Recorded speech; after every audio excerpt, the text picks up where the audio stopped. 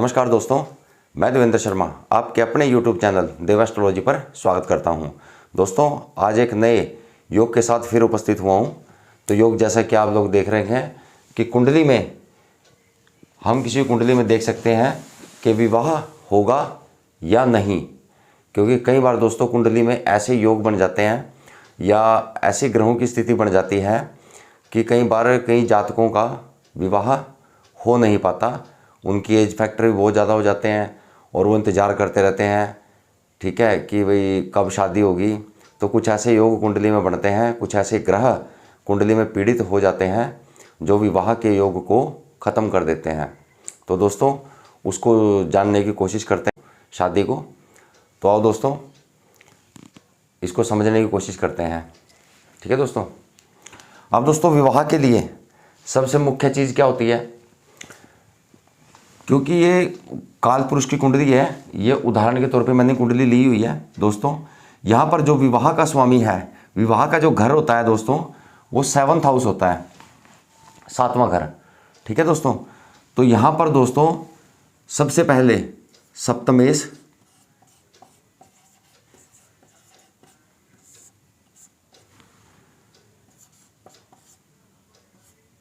सप्तम भाव और कारक ग्रह सप्तमेश, यानी दोस्तों जो 7 नंबर की जो खाना है, 7 नंबर जो हाउस अपना, उसके अंदर जो राशि होगी उसको सप्तमेश बोलते हैं दोस्तों। भाव 7वां ये है यहाँ लगन से, और इस भाव में आपके कोई भी राशि आ सकती है। ये उदाहरण के तौर पे लिया दोस्तों मैंने समझाने के लिए। यहाँ पर 1 नंबर है तो मेष लगन की कुंडली है ये, ठीक है दोस्तों। अब यहाँ से 1 2 3 4 5 6 7, यानी 7वां भाव जो होता है हमारा जया भाव बोलते हैं इसको, यानी पत्नी भाव, यानी विवाह का भाव, ठीक है दोस्तों। तो यहाँ पर 7 नंबर इस भाव का जो स्वामी होगा दोस्तों उसको सप्तमेश बोलते हैं, और इस भाव को 7वें भाव को सप्तम भाव बोलते हैं, ठीक है। और कारक ग्रह, अगर जो दोस्तों किसी पुरुष की कुंडली में देख रहे हैं आप, ठीक है, तो उसके लिए कारक ग्रह होगा गुरु, पुरुष की कुंडली में कारक ग्रह होगा शुक्र, ठीक है दोस्तों। और यदि किसी स्त्री की कुंडली देख रहे हैं तो उसमें कारक ग्रह होगा गुरु, ठीक है दोस्तों। अब दोस्तों अगली बात, सप्तम भाव की राशि, यानी इस भाव के अंदर 7 नंबर लिखा हुआ है तो ये तुला राशि है। किसी की वृश्चिक भी हो सकती है, 1 नंबर भी आ सकता है, 2 नंबर भी आ सकता है, 3 नंबर भी आ सकता है, यानी उस भाव की राशि, ठीक है। तो यहां पर आ गई तुला राशि, ठीक है दोस्तों।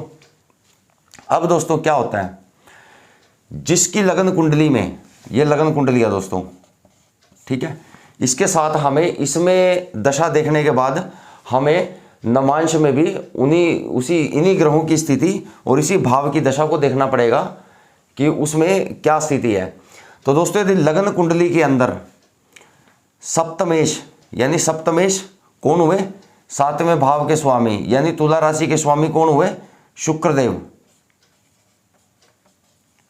शुक्रदेव, और आपकी कुंडली में कुछ भी काउंटिंग हो सकती है, यहाँ पे कोई भी नंबर हो सकता है, तो उसके स्वामी देखिए आप कौन सी राशि है वो, और उसके स्वामी कौन बनेंगे, इसके बनेंगे शुक्र देवता, ठीक है दोस्तों। यदि सप्तमेश 7वें भाव का स्वामी, यानी 7वें भाव का स्वामी शुक्र देवता, और यदि 7वां भाव, यदि ये वाला भाव जो 7वां भाव है, इसके अंदर कौन से ग्रह बैठे हैं या किसकी दृष्टि है, तो ये 7वां भाव या फिर तुला राशि या फिर कारक ग्रह, पुरुष की कुंडली है तो शुक्र, और यदि स्त्री की कुंडली है तो गुरु। यदि ये भाव पीड़ित हैं नैसर्गिक पाप ग्रहों के द्वारा, अब नैसर्गिक पाप ग्रह कौन से हैं दोस्तों,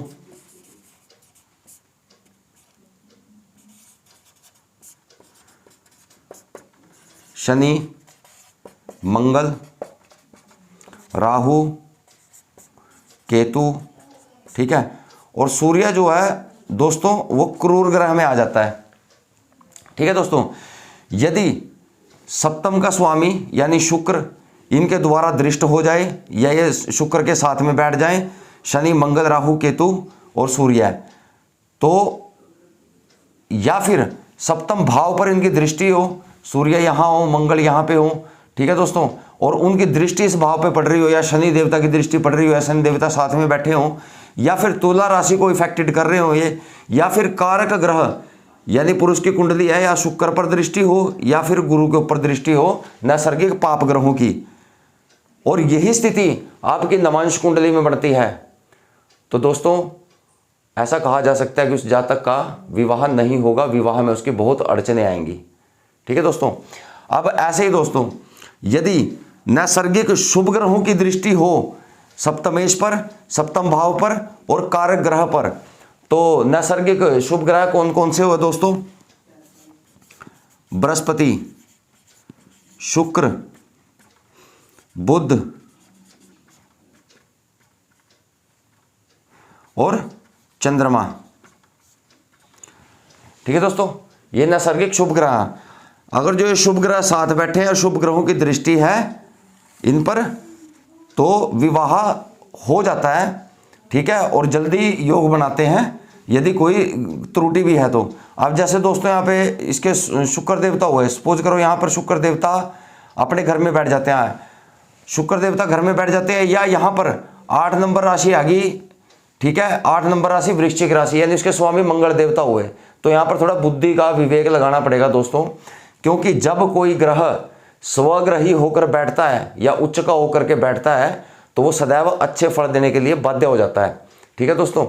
अब मान लो यहाँ पर 1 नंबर राशि है, इसके राशि बनी मेष, और मेष के स्वामी हुए मंगल देवता, तो दोस्तों मंगल देवता इसमें लग्नेश है यानी अति शुभ ग्रह है मंगल देवता, और मंगल देवता यदि पहले भाव में बैठ गए, ठीक है दोस्तों, अब मंगल देवता पहले घर में बैठ गए तो यहां से सप्तम दृष्टि डालेंगे तो इस भाव के सुख को बढ़ा देंगे।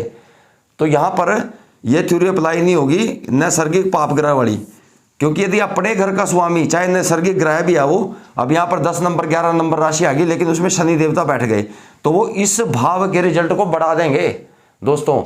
तब हम उसमें ये नहीं कहेंगे कि इस जातक का विवाह नहीं होगा कि नैसर्गिक पाप ग्रह यहां पर बैठ गया, क्योंकि अपने घर में कोई भी ग्रह जब बैठता है तो वो उस भाव के फल को बढ़ा देता है।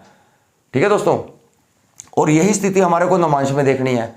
अगर जो लग्न में भी सप्तमेश 7वां भाव राशि और कारक ग्रह पीड़ित है और नवांश में भी यही स्थिति बनती है, तो दोस्तों ऐसा कहा जा सकता है कि उस जातक का या जातिका का विवाह नहीं होगा।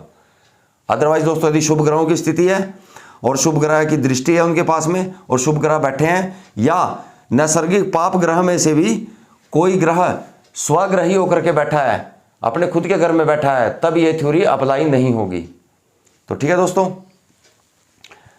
आशा करता हूं आपको जानकारी अच्छी लगी होगी।